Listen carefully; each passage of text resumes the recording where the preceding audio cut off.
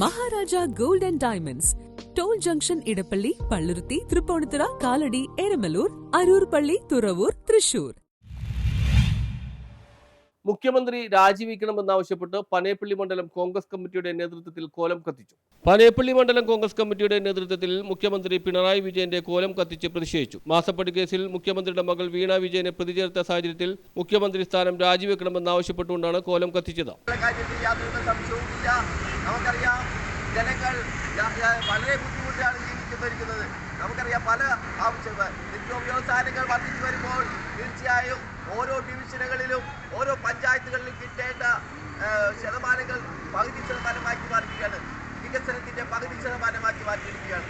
തീർച്ചയായും ഒരു കാര്യം നമ്മൾ മനസ്സിലാക്കണം, ഇത്തരം സാഹചര്യങ്ങൾ ജനങ്ങൾ കൈകാര്യം ചെയ്തില്ല എന്നുണ്ടെങ്കിൽ നമുക്ക് നേരെ ഇതുപോലുള്ള അവസരങ്ങൾ ഇല്ലാതെ ഇരിക്കേണ്ടി വരും. തീർച്ചയായും ഇതൊരു പ്രതിഷേധം തുടക്കം മാത്രമാണ്.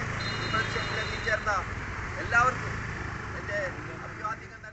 മണ്ഡലം president T A Rifas, block ഭാരവാഹികളായ K Ubaid, Afzal Ali, Sheeja Sudheer, T A Ashkar, Ansari Kalarickal, Khaleel Kochangadi, Jasmin Paneppally, Shai Naina, Siraj Babu, Sekkari, Muhammad Ali, Ashraf, P X Yesudas എന്നിവർ നേതൃത്വം നൽകി. News bureau, Mattancherry.